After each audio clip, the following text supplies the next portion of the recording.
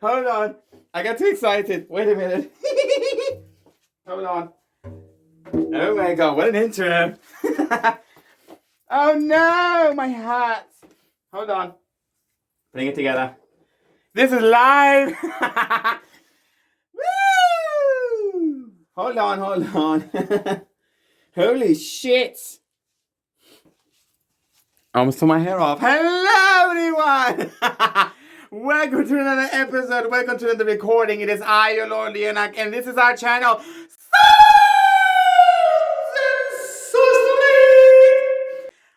I am here with none other than my beautiful and audacious co-host, Grimmy. Hello, Grimmy. How are you today? Yes. Oh, Grimmy, I have some things to talk about. Let me tell you something. So I have been, I'm soul searching, honestly. I have been wandering around the webs of the internet, and I have been looking at a few people, and I've been sort of curious about a few things.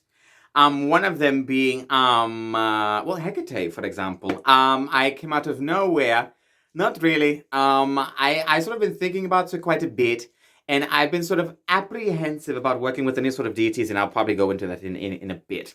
But before I get too deep into it, there has been some updates when it comes to the university with the College of Magi, with the Academy, whatever you want to call it.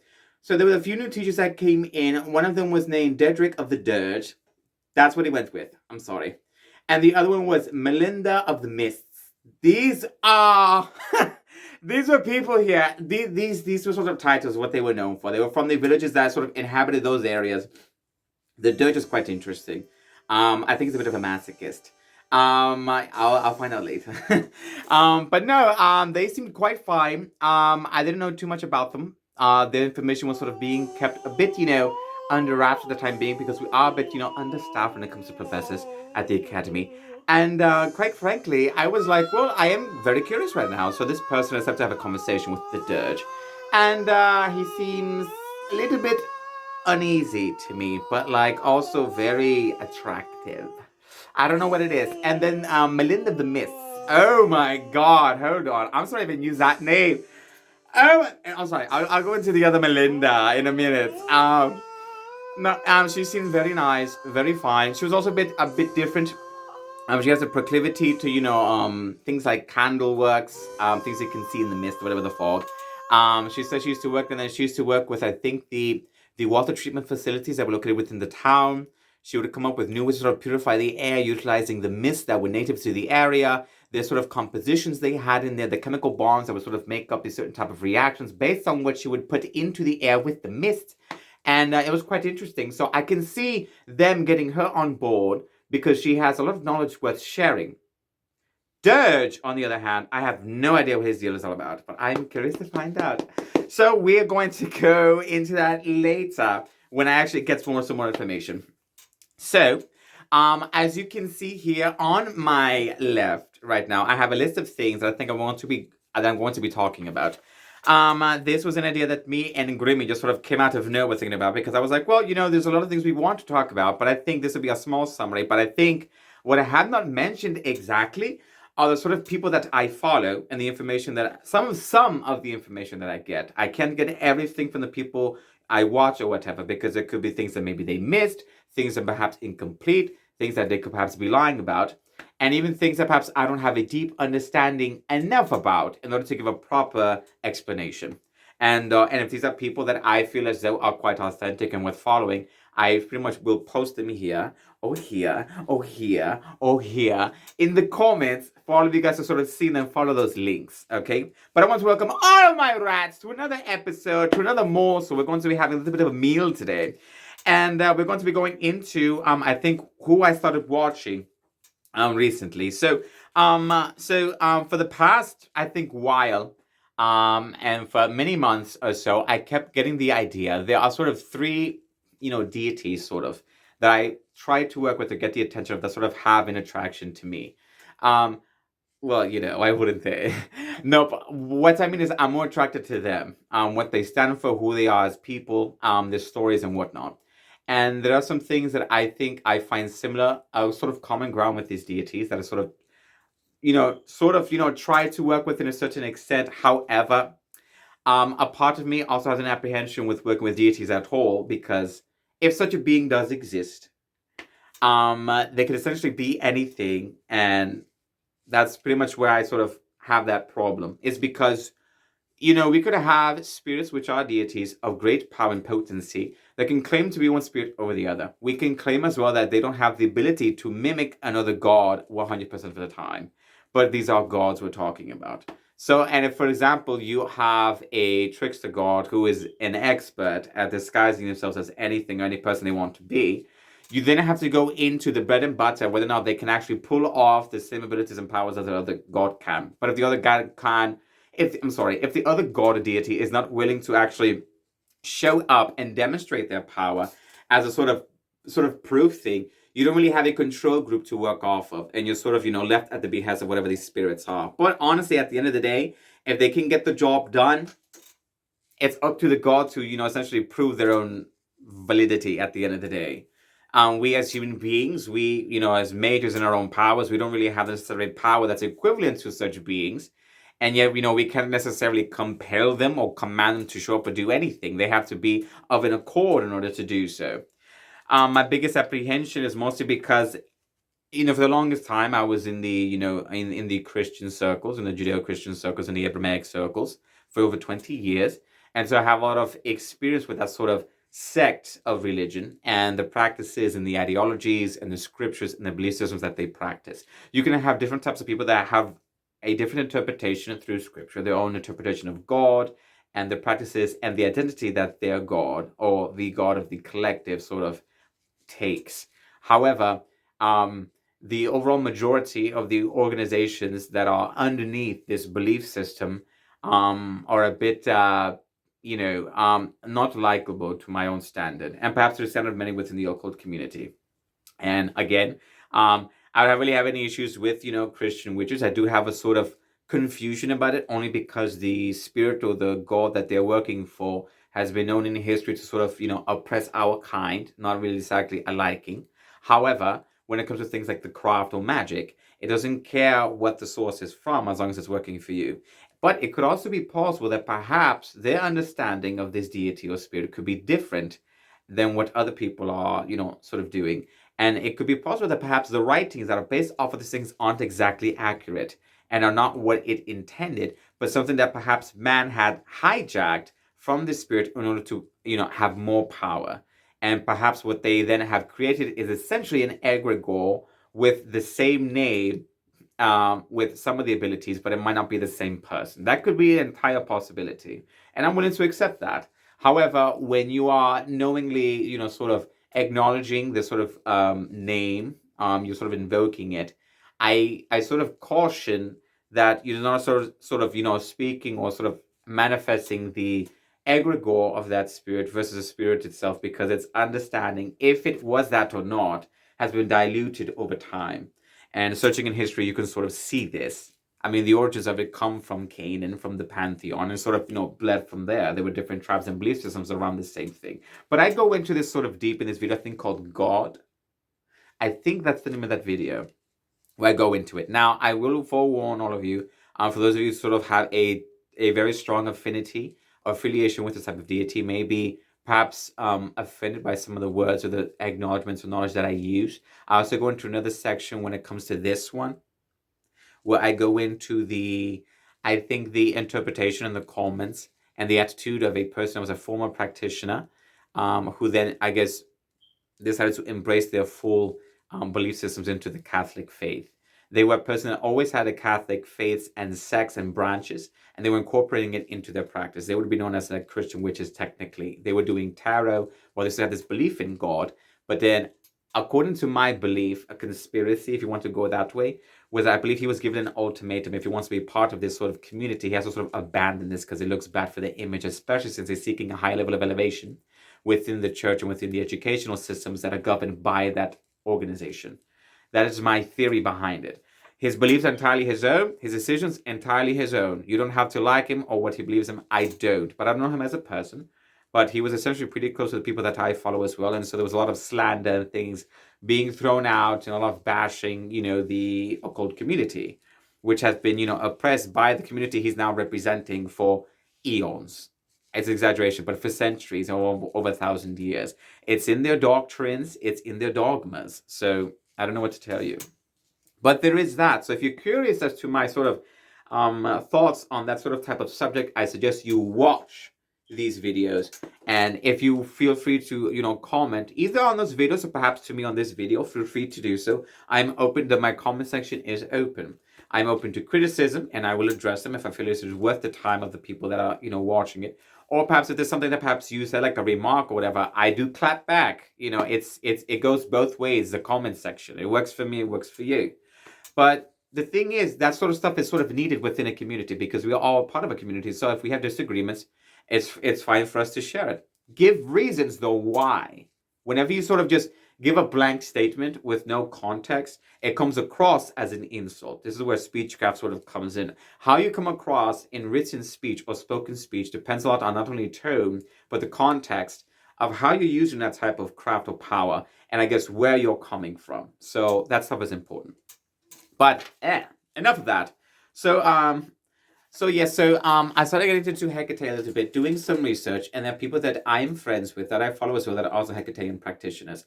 At a certain point, I didn't want to sort of, branch into that because I felt as though it was very mainstream right now when it comes to the occult community. Everyone knows that name, Hecate. She's splendid. She's awesome. And goddess of the crossroads, of the dead, things like opening doors, opportunities. She's a sort of liminal type of goddess. She can travel to and from different realms. And a part of it is attributed from the mythology surrounding Hecate in regards to Zeus, who was the king of the gods of Mount Olympus. Hecate was a titaness, or a titan, during that, mythology. And when the gods were at war with the Titans, she didn't really fight on the Titans' behalf. Instead, she sort of either stayed neutral or she sided with the gods. And so this was seen as a respectful thing to do through Zeus. And so he sort of, let her have dominion over pretty much everything as long as she's not directly interfering with the gods or she's doing anything crazy. From what I understand, as a general summary of the mythology, she's the daughter of, I think, Perseus and I think Asteria, if I'm not mistaken. Now, this isn't a Hecate video. I'm just sort of giving a brief introduction. I will be studying upon Hecate, and I will be delivering my personal viewpoints and my studies based on her and what she sort of goes through. But the reason why I bring it up is because I was sort of searching on YouTube, ideas, what is it like practicing this sort of thing, following what sort of signs you can look for. And a person that sort of came up on my feeds was somebody, I don't know her real name, but she goes by the Divination Witch. She, comes from from England, I'm assuming, based on the accent. I could be completely wrong. But I was curious about Hecate because it's sort of been gnawing at my brain a little bit, and I've been sort of invoking her name in some ways without necessarily being aligned or affiliated with her. I've sort of been, invoking her in certain rites or practices or certain spells that require a type of liminal power, a power of transition or transformation, which I believe she does. And sort of leading the lost in certain aspects. For example, we recently had a death in the family very recently. And I think that was around the time I recorded my last video. That might have been why I choked up a little bit. In hindsight, I'm not entirely sure. But it was something that happened. But I mostly beseech the ancestors, our grateful, I'm not grateful dead, I'm sorry. Our familiar dead, our close dead, our beloved dead. To sort of, help lead this person on, to sort of be with them, get them through. But if he needs help or if they need help, then Hecate can be there because she's a goddess over that sort of jurisdiction and she can help guide them to where they're trying to go.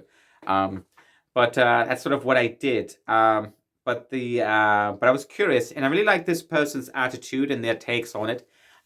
She's of a certain type of, I think, I say inclination to be incredibly respectful. She has a type of social acumen that I believe is, I don't want to say found wanting, because that sounds very demeaning. I think socially speaking, she doesn't come across as awkward to me, but she seems as though she perhaps is a bit apprehensive in her speech when it comes to speaking, which is completely fair. You don't want to come across as, like a know-it-all. You don't want to come across as offensive or anything like that. But that's just sort of, the vibe. But she seemed very genuine and very kind as well. So that's what I liked about her. But she said herself that the reason why she sort of started her channel, The Divination Witch, is because she felt as though the videos that she was making around Hecate was because since she has a relationship with this goddess, she feels as though she wants to sort of debunk any sort of myths that are out there and things that are perhaps misleading about who this deity is as a person or how they is in practice. I've heard many things about Hecate, um, many things. But one thing that's I believe constant around is that she's pretty strict when it comes to things like application and practice. But that's essentially what a good teacher is. The reason why a teacher is strict is because they want to promote and they want to achieve excellence within the person they are teaching, within the person that they are overseeing. And when you're asking someone who is known for magic, who is known as a deity of magic, as a teacher, as a keeper of knowledge and secrets, they're going to be, I believe, a bit more apprehensive as to who they lend their keys to, who they lend their secrets to. So if you're going to be someone powerful like they are, to utilize some of their power, you have to have the responsibility and the knowledge and wisdom that's required to use it. So it's the same reason why you don't just let a child have a gun out of nowhere. You need to make sure that they know the risk, the responsibilities, that they are being safe, and that they are old enough and wise enough and strong enough to handle that sort of power. The same thing can be applied to magic or witchcraft, which is why I believe Hecate is known for this. The whole Maiden Mother Crone thing, it is something that is also known about her, a dark deity, but that doesn't necessarily mean evil. It just means that she inhabits these areas. But someone has to. When someone is lost in darkness and there's no light anywhere, you need a hand to help you walk through the dark or something that can help see. Bats cannot really see anything. They have to use sound to get to where they have to go, But she's a torchbearer. She's also a goddess that uses light, that uses a fire to help guide those who are lost in the darkness. She uses it herself. So that also complements her liminalness, her power to sort of use light and dark at the same time to whatever purpose she feels worthy of undertaking. Um, so um, so she was going into it, and I was like, interesting. And then she had other people that sort of came on, and things like interviews and how they came into it. I haven't had anything like this per se. And then she talked about a person who had a lot to say about Hecate. And Hecate is not even my goddess. And I got triggered. I was like, the person I'm referring to is called, what's her name here? Melinda the Mystic Witch. I'm sure some of you who sort of go in the circles, I'm sort of seeing this person. This isn't a video to bash Melinda at all. Do I think she's a person of good faith? No, to be honest. Based off the videos that I've seen. She gives off she seems the type of person with a lot of like religious trauma. But I think what she has is religious programming, is what I have. So the religious trauma is essentially what got her out of that religion, and the religious programming is what is still instilled within her. And so she's saying a lot of things about this deity, how she's no different than a demon, how she's all about darkness, despite the fact that she's also known as a light bearer because of the torches, known as phosphorus. And how the thing is that she doesn't really study the history around these deities. She just sort of lops them in, which is, a very, Christian thing to do when you're sort of only focused on the history you've known from that religion you're in, and you don't sort of dive into different. I was in that same religion for over 20 years. I know a thing or two about the Bible, and I know a thing or two about the people that study and that proclaim to follow this demiurge. She's the type of person where she has a type of personality where she comes across as a person that knows a lot, but or that sees a lot, but when she speaks, it comes out as a little bit arrogant and a little bit ignorant of certain things, especially when she's admitted before within these videos that she doesn't really care about the history, she just doesn't go into it. So it's sort of like how a person that appropriates a culture does this. They don't really care what the history is behind it. They will continue to use white sage. They don't care about this sort of colonizing. They perpetuate this colonizer mindset. And I'm not one of these people that label everything as a colonizer mindset. It's a part of every culture. The Native Americans did it to other tribes that were there. The Spanish did it to the people that were there as well. The Muslims have done it. The Christians have done it. Every culture, every group of people within this world has committed some type of colonization. In order to be where they are, they had to either kill the animals in the area, burn the trees, or they had to essentially, kill other tribesmen that were there, But that's a separate discussion for a separate video. The videos, to be fair, the videos that I've seen regarding Melinda were things like reactions. I don't know if I could stomach watching a person like this. That's just me because I've dealt with it for my entire life, and I still do with some people. Will she see this? Maybe yes or no. I could care not. But I'm just basing it off of what I've seen.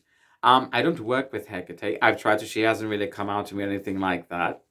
I don't know. I'm not a left-hand practitioner. I don't really practice Bane for work. I just like the aesthetic, and that's why I dress the way I do. If I need to do it, I know what to do, and I can do it. But I'm a person that can essentially practice both things. I tend to lean more towards the right-hand practice, but I have little like spicy elements put in.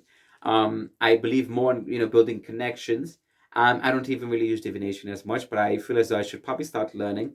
I'm also trying to sort of prepare myself for whatever comes my way without the necessary need of using divination to begin with. Divination is a good way of having some foresight, but I think part of having foresight is to prepare for every sort of situation that could come your way. This sort of is sort of a more mental thing. It can be associated with shadow work as well when it comes to things like foresight. Yeah, so she had a lot to say about it. I was a bit triggered. I don't necessarily agree with her takes. Her mentality behind it, I think, comes from that type of Christian programming where she still has, which she will probably deny, perhaps. But yes, you guys can watch her. I'm not going to say to not watch her. It's a free country. You can watch and see and hear and say whatever the fuck you want. It's just you have to also be prepared for the consequences of whatever it is of those things you do. It's called Melinda the Mystic Witch. She's right there on YouTube. You can search her up. She has a huge following. But I believe if you guys sort of want to get a bit of handle or get an interest in what she's talking about, watch her videos. See what she's like.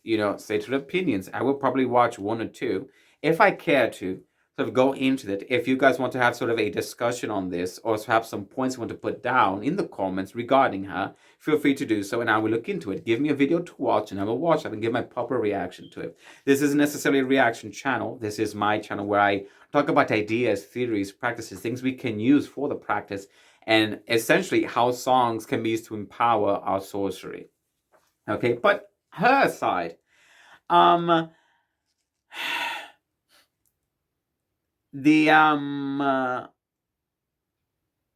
apprehension with the things like gods, it also comes from me having an experience with, bad experience with the Christian God as well.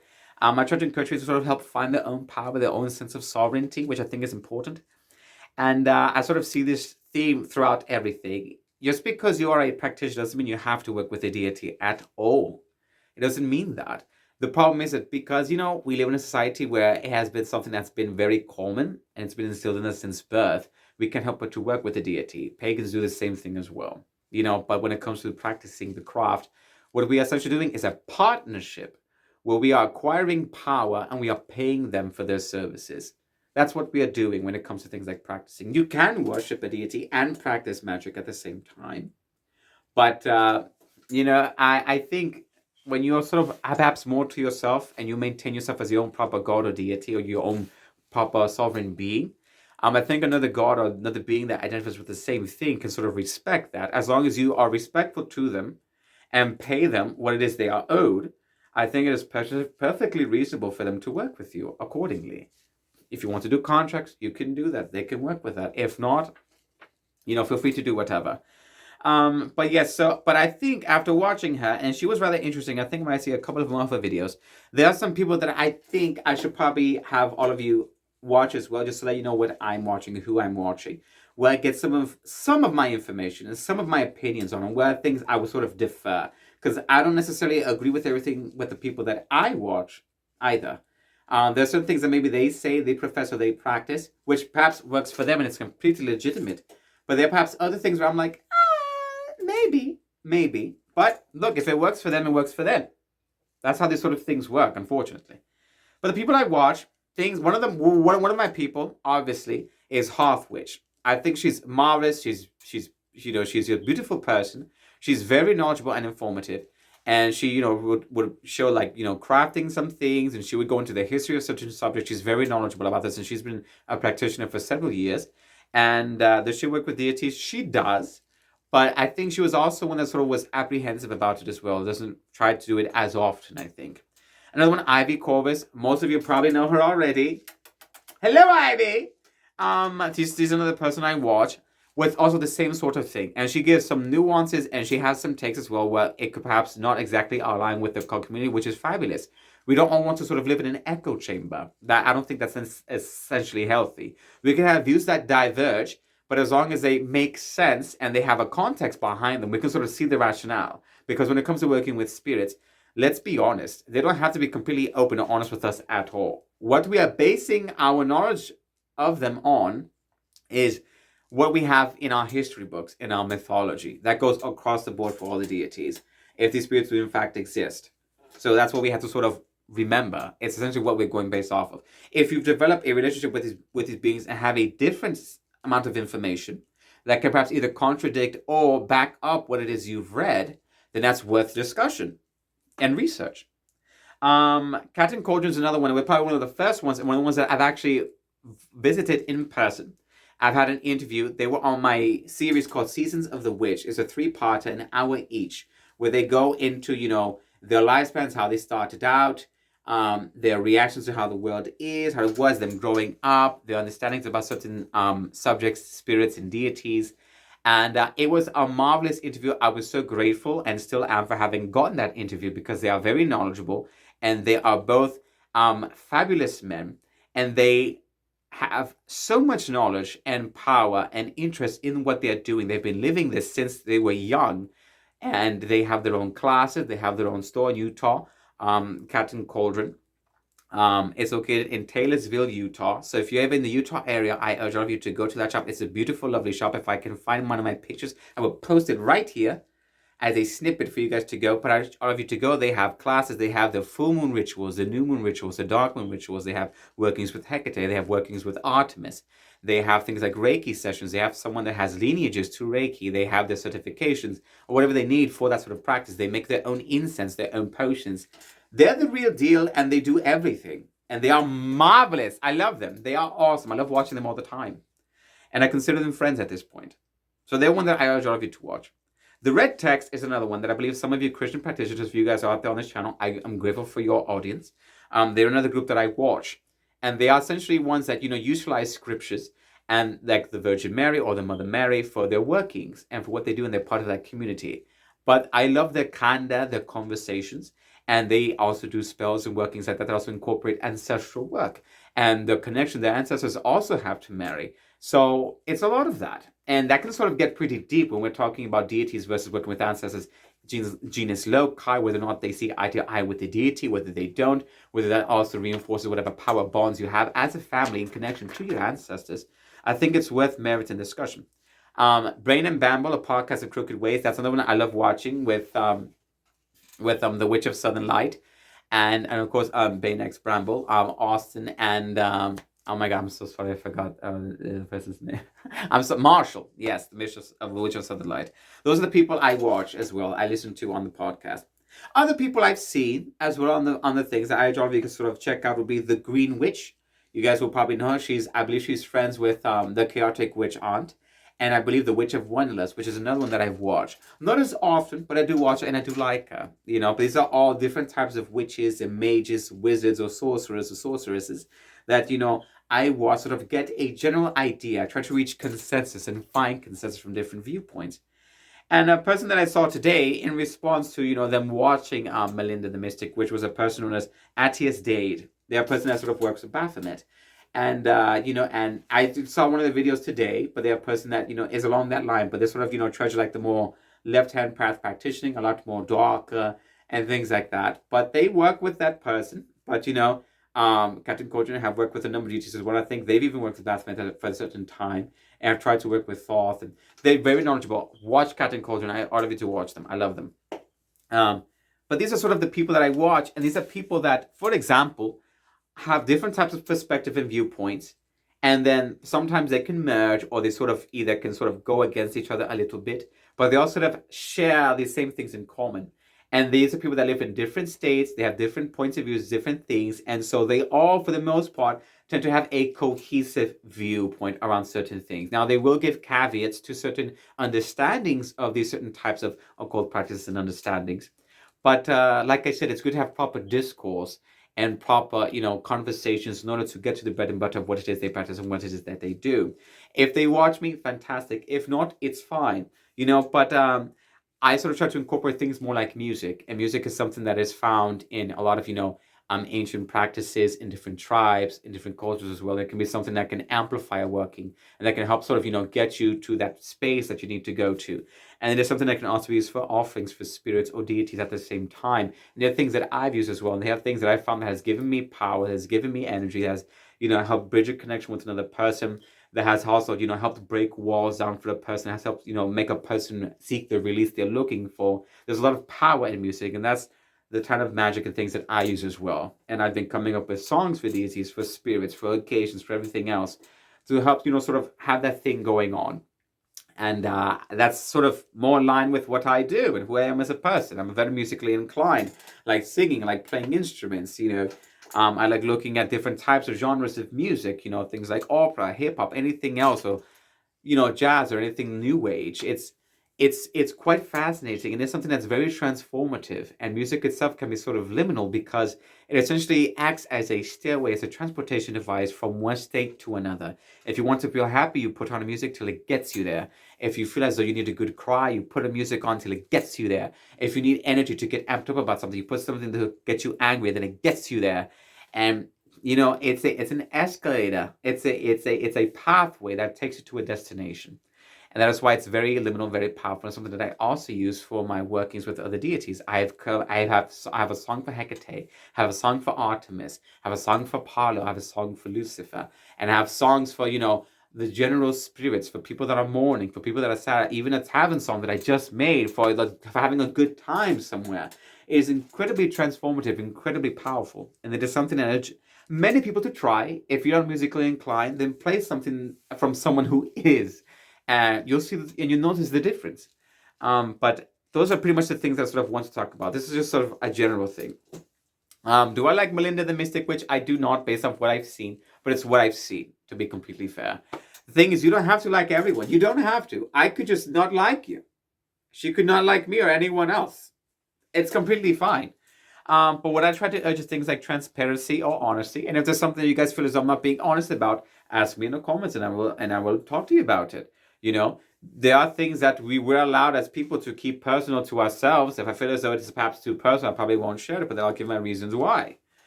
So it's pretty much that. I don't really try to hide anything. I mean, I try to be as transparent as I can. I haven't really been practicing magic for an extremely long amount of time, but I have for a few years now, and I've read books. I've been with people. I've performed in rituals. I have done workings myself at the house or outside. So it's not like I'm not doing it. It's just my life. It's just who I'm just doing things that I feel is right and that works and whatever. It's whatever. But without further delay, thank you so much for watching. Thank you so much for listening to my rant. This isn't really an episode that's super philosophical, but it is something that is just, with understanding. It's just a rant, to be honest, to just talk about these sort of things. If any of the people that I've mentioned interest you, I encourage you to watch them, either to criticize them or to absorb that information and to use for your own workings. I love you to make sure you have your own sovereignty, that you practice safety, whether it is sex or magic, that you are seeking counsel from people that are worth seeking counsel from, that have knowledge and experience and wisdom, that you are going out there, that you are treating people with kindness and respect, not because they, necessarily don't deserve it, but because they do. And because that's a standard I believe we should have as a general populace. Don't try to get bogged down with everything you see on TV regarding politics or anything else. Go out there, live your life. This shouldn't be a huge priority. There are things that are important on here. But if you have a certain stance, just, vote on that if you like to. There are things you believe in, hold those things true to you, dear. Honestly, at the end of the day, regardless of what happens or any circumstances, regarding that sort of thing, there are things in place within our system that can help sort of combat any potential issues. So it's not an entire, fuckfest or shithole. There are, precautions and steps for that, and there's rights and everything else. So, like I said, don't have it be your entire focus, your entire journey. It is incredibly exhausting. There will be no end to it whatsoever, regardless of what happens. Make sure you keep up on your studies. Make sure that you are seeking information from reputable people. Make sure they provide sources. Make sure that you yourself have your own sources, that you're seeking it from multiple different accounts, either in history or not. And acknowledge things that are myth versus fact. And always try to keep a positive attitude in most situations. There are people out there that perhaps are seeking those that have some positive attitude. And if you're able to sort of have that, share that with people. There are many people that sort of are seeking that sort of thing. But I want to encourage all of you to remember to be kind, rewind, to reassess and practice in excess greatness. I urge all of you to, be kind again, because that is essentially needed in this time, because people are sort of getting rather testy. Maintain your sovereignty, maintain your power, seek your power out, whether it's just through information, eat healthier, become a different person, transform your life, and remember that I care for you, that this community cares for you, and this channel will be here as long as I make videos. And without further more delay, thank you so much for watching. I care for you deeply. I love you all, and until next time, goodbye.